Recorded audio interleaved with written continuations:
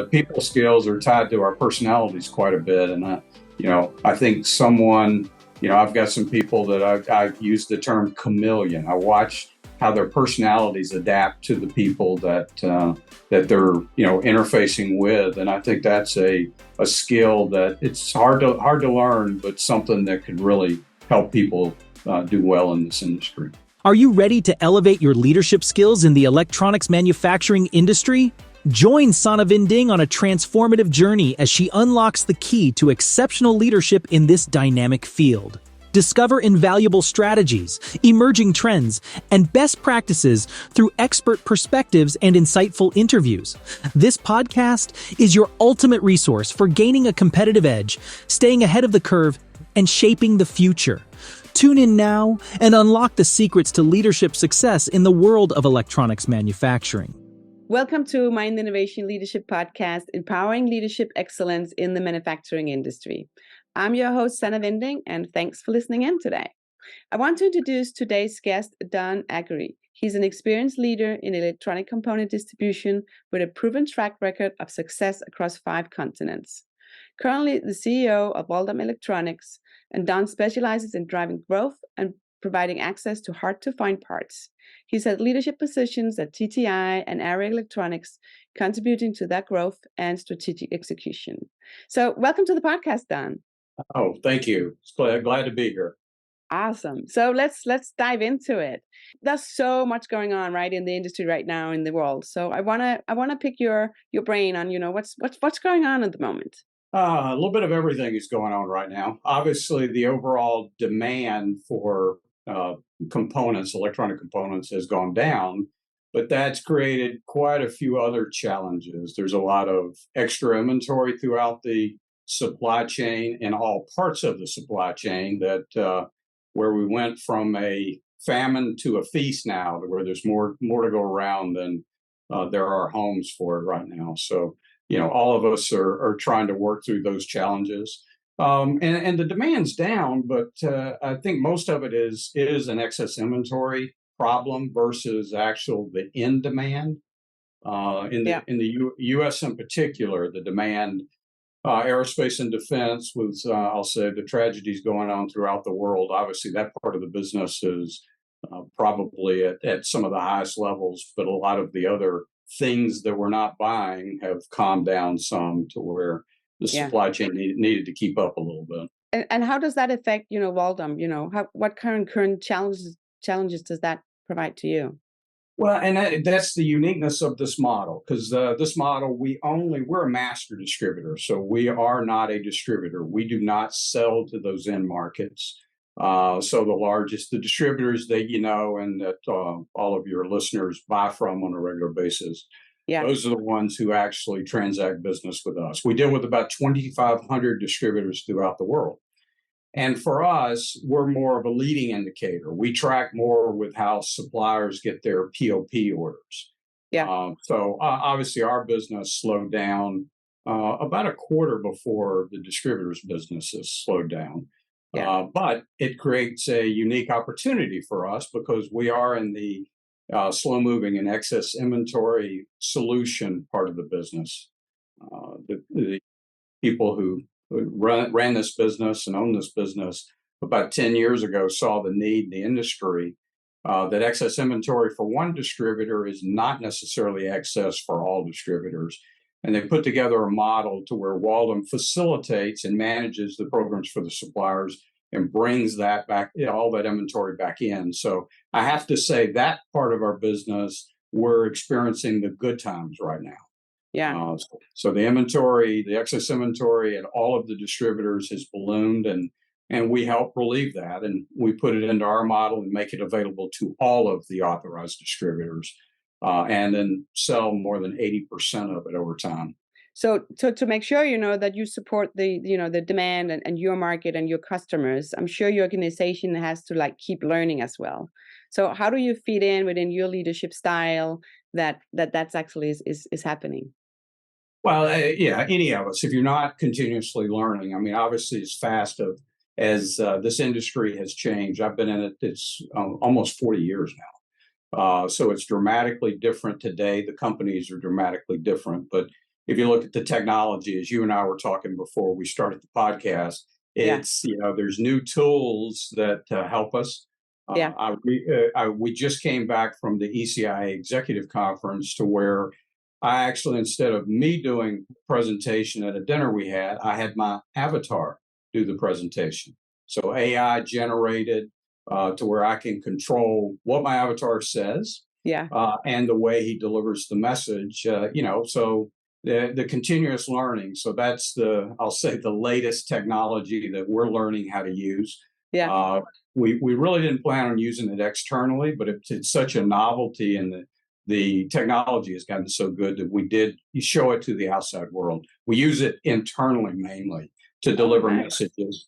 Because my avatar can speak 29 languages and I cannot. You cannot? No. No, I'm lucky. I'm lucky to speak English well. But with the 29 languages, it easily converts the message. So I've got more than 25 different nationalities that are part of Waldom throughout the world. So I can actually communicate in the mother tongue of most of those people.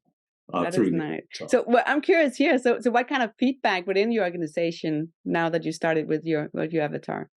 Well, it's a great way to communicate. So, they love the thought of me. I've got two offices in China, and English is spoken by some of the team, but not all of the team.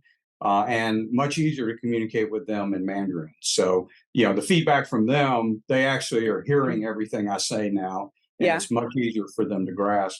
The industry response has been pretty overwhelming since we unveiled it, and half are like me better and half like the avatar better. My wife's feedback was it's creepy. So she didn't. She knows you. She wants the real one. She prefers to have the real one. Which is good, right? That's it. You should be worried if you said something else. No, that's right. If she did like that. She liked the avatar speaking French. But outside of that, she said, "No, it's not you." No. Oh, I like that. No, and I think it's great to see, companies in the manufacturing industry stepping out and actually be a front runner to say, okay, let's do it and learn from it. So it's great that we have somebody here now. We can say, okay, this is how it's how it can be done, and actually take notes and some learnings from it. So I'm excited to see what's going to happen over the next couple of, even if it's months or years, right? Because it goes really, really fast. Actually the advances every month, even with this avatar, they did contact us already, and they want to put me on a treadmill, and they're going to video me in 360. So you have a whole avatar in the future will be able to turn, and you'll be able to see him from all angles. But AI is, we've chosen to embrace AI versus being afraid of it. Obviously the avatar is one example that it's AI generated, but it's really a very small value to the company for us to use an avatar. We're using AI when it comes to data analysis. So we've been using it quite a while. When we look at all of the components that we have, and we've got about 230,000 unique SKUs on our shelf today. And we go in and do extensive analysis on the sellability of that, how much inventory is out in the world. And in using that, it really helps us to know what we have and to know, what's going to be in demand. We use that where we stock the inventory, what we, market and really make available to the distributors. So, AI is, really helps a lot. And it's here to stay, right? It's not going away. So I think it's now is the time to embrace it, learn from it, and then find a good way of how to have critical thinking, but also work much more efficient. That's how I see it. Absolutely. So, and you're doing it. So I want to go back a little bit because again, how you with leadership and we talked a little bit about with your team or your organization, but I'm curious about, how do you learn? How do I learn? I read quite a bit. And it's been never ending. It's a mixture of everything. So I'll go from anything from about AI, about the industry, about general business and leadership, and how I can actually do my job better. But I'd say probably since I've been at Waldom, a lot of the learning has come and I'm known for being visible. So I just crossed over the border back into China a couple of months ago, and I actually had to fill out documentation, even though I had a 10-year visa. Yeah. But they wanted to know all the countries I'd visited. So I'd never thought about it. But I Yeah. started listing those down, and I've been in 20 countries. So I'm out front and center, and I continue to learn not only from my team throughout the world, but from the distributors who are our customers and the suppliers in all parts of the world. So I'd say being involved and being out there, I can learn so much more being in a meeting in Shenzhen, China, with a large distributor there than by me trying to either read a summary of a report. Yeah. So I think that's I think my entire career I've used that as a way in order to learn. And our industry is actually getting better. The ECIA has published or they put out a series of PACE training that is just basic industry training that we've incorporated it into our onboarding for all of our people Yeah. because I've got varying levels of industry knowledge. But our industry, when I joined, there was no training. You had to learn by experience. But Yeah. at least now there's some resources out there. I think the ERA, the Electronic Rep organization in the U.S., I think they've also have some STEP training. Yeah. I've personally not been through that, but I've heard good reviews of it. Yeah. No, yeah, I think I have to check it out. I think it's great to see, right? There's these different organizations as well that is providing this extra training or material that can support anybody to excel more in their position and to learn about the industry. Within the electronic industry, there's so much. Again, we're like bombarded with so many platforms. After the pandemic, we're like hybrid, right? Are we in the office? Are we working remote? Are we on the road, right? Or as Lou, traveling? So how has that changed the way you work together or as a team in Waldom? Yeah, I mean, obviously, hybrid's here to stay. That we all are going to work, and my entire career, I don't live in the city where any of my large offices are. So with me, what we're doing here, and we all, I think, learn to embrace the tools and sort of expect it now. Earlier today, I had a telephone call with someone that was on my calendar, and I felt like it was not the same because I didn't have a screen in front of me and Video. I couldn't look at the person. Yeah. So yeah, we've learned to embrace it, but to me it is a hybrid. It is a combination. Yeah. I just brought a group of 15 of my global leaders together last week, all in the same city. It's actually the first time I've been able to get them all together to where everybody could get visas out of their countries and make it in. But nothing can replace that. It was, 5 days of face-to-face meetings and a lot of things that occurred. So I think it's going to be, I say a combination of those going forward. Some of the communication tools, like using an avatar, is a much better way to deliver a message if I do have to do it remotely versus sending an email or even trying to do a town hall. It's a little more personal to be able to do it with a direct message.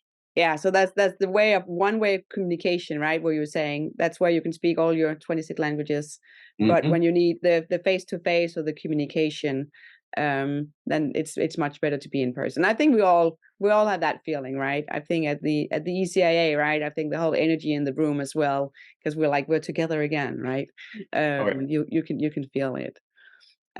So totally getting that part. I want to touch a little bit about skill set. So within this industry, right? And I think right now communication is a big one. That helps. It's all about down to communication. But what other skill set would you highlight if you're saying, what's important when you are in the manufacturing industry? Well, if you go look at it, obviously critical thinking is a little more important today than it was when I got started, because even a guy like me starting out could be successful because the business was expanding at such a fast rate. So, being able to sort of think through situations. The business is definitely much more complex than it once was. So that ability to critical think and problem solve, I think it doesn't matter which job it is, whether you're selling to a manufacturer in the manufacturing world. I do believe that this business doesn't matter how much technology is involved, it's still a people business. It Yeah. always has been, and it always will be. We're humans. We interface that way. And I think the people skills, those soft skills, and when I look back in some of the people that I've worked with and over the past years, typically where somebody ran into issues, it was typically on the people side versus the heart of the technical skills. Yeah. Harder technical skills are a little easier to teach. Yeah. The people skills are tied to our personalities quite a bit, and I think I've got some people that I use the term chameleon. I watch how their personalities adapt to the people that they're interfacing with, and I think that's a skill that it's hard to learn, but something that could really help people do well in this industry. Yeah. Yeah. And it's the whole back to a company culture as well, right? You can have really great talent coming in, but if they don't fit into the culture or how you communicate, it can all fall apart, right? Absolutely. Yeah. Absolutely. We just went through, I've actually just extended an offer to a director of finance in the Americas. And I felt really sorry for the lady who we were interviewing, because I put her through. She ended up talking to 12 different people, Oh, but and 8 of them were at one time. But it was all about, the whole purpose was, does she fit within the culture of the company? yeah. She was brilliant and had I'll say the accounting and the finance background. But we really wanted to make sure that we were comfortable that her personality fit with our personalities, because there's nothing worse that Yeah. you get somebody in that they do not fit with the organization. It's painful and frustrating for them as Yeah. much as it is for the business itself. Yeah. So how do you foster then a good company culture? What do you do? Right. Yeah, it's a combination of things. And, at Waldom, we've got 3 core values. It's care, communication, and ownership. And so we can do nice brochures and lots of nice words to go with those, but it's living those core values. That's what creates the culture. Yeah. And you can't fake that. I can get up in front and say, hey, the company cares about you, but then if everything that we do is contradictory of that, then nobody buys into it. Yeah. So we try to do things, and we try to think about that in the actions that we take. We do things when it comes to here in the Americas, healthcare and healthcare costs. I just got the notice that our healthcare costs are going up almost Again. 20% again. Oh yeah, Wow. and part of it is, we go look at it, and the company, we've made a decision. The company will pay for all of that increase. The employees are not paying 1 Right. cent more. Yeah. And again, I think that is a way, we're living the value versus just it just being words. Yeah. So the company has been pretty good about that for many, many years of investing, but it's a two-way street. The Yeah. employees also have to demonstrate the care and the ownership of the business. This is a privately held business, and we ask that everybody treat it like it's their own company. Yeah. So it's actually wonderful to see when decisions are made that way, to where somebody looks at it and says, well, this was my money. Would I spend it on Yeah. this? Yeah. And I've heard that in the middle of meetings before, which to me, that's a sign, hey, the culture's there. Yeah. It's working. Is it perfect all the time? No. And I talked about care and ownership. Those are probably the 2 easier ones. The communication piece. Yeah. I've yet to be part of a company to where the communication was good enough. Yeah. We could have a town hall every day, and it still wouldn't be good enough. No. Yeah. No, and then it's an ongoing, right? We all have to get better, and with the tools and how we communicate and how we understand as well. Because just again, if it's a one way, right, you need to make sure to have that dialogue, that it comes back, so you can see you are on the same page. So it's I think it's always going to be a challenge. Oh yeah, yeah. Well, it's a Yeah. quest. It's and then that's part of the purpose. A culture in a company, it has to be worked at, and actions taken every day. Yeah. Day in, day out, and if you do that long enough, then the culture is instilled at all levels of the company. Yeah.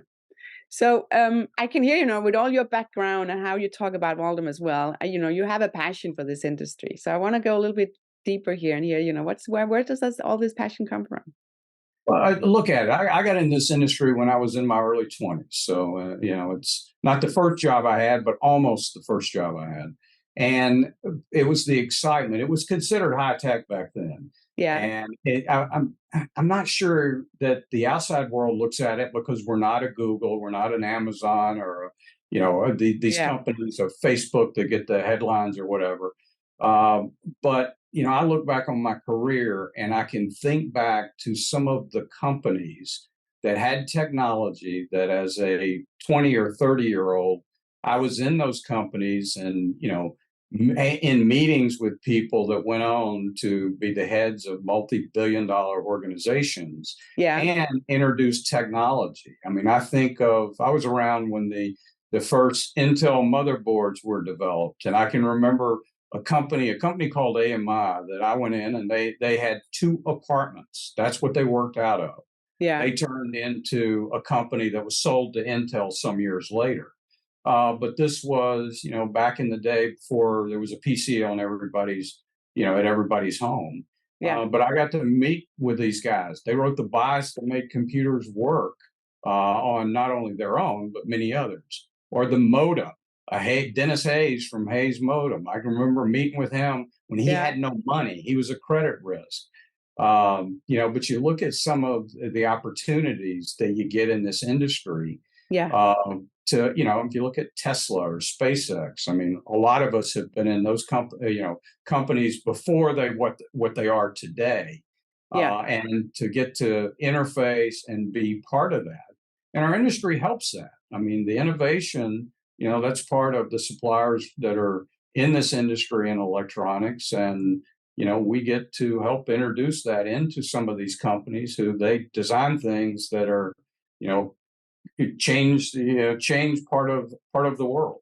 Yeah. No, and it's evolution as well, right? But it's also running faster and faster and faster, right? That's how I see it. Or maybe I'm just getting older. No. I think, well, it is. The rate of change is that fast. Yeah. But, you go look at it, but all the people in this industry, you mentioned the ECIA Executive Conference that we were at. I look at the years that I've been going to that conference and the number of people that are new on top of it. But there's a lot of us who have been there for a lot of years. So, the people make this industry pretty interesting and I'll say enjoyable. There's a lot of people in this industry I consider friends today, more than just business colleagues. Yeah. It's sometimes it's a small world, right, within the electronic industry, which is great. We all know each other. Oh yeah. Yeah. So I want to always ask, like the last question here is, if you want to give yourself an advice, maybe 10 or 20 years ago, depending on how long you want to look back, what kind of advice would you give yourself? I would say slow down and understand what you're going through today. I look early in my career and, I think I was going through the motions, trying to go faster and faster and faster. But sometimes you have to slow down. I use an analogy with my sales team. And again, this is something that I use internally quite a bit, that I see salespeople that go in and they try to sell too fast. I'm out on LinkedIn and you are too. So I know you get solicited the way I do, but so many people come in and they immediately are telling me about the benefits and features of some service or tool or software that can change my business. And I use the analogy. I said, if you were to go out on a date with someone the first time and you go up to the door and they open the door and you try to kiss them, that's not going to be a good date. And that relationship is probably not going to be that good. And I said, why don't you slow down a little bit and learn today? Find out something about, just like if you're on a date, you want to get to know the person, get to know if you have common values. And it's no different with that, customer relationship. So I think slowing down a little bit and and getting to know the customer and not trying to rush to kiss them or sell them something the first time you meet them. I think that's I learned it over the years, but it took me quite a few years, I think, to get there.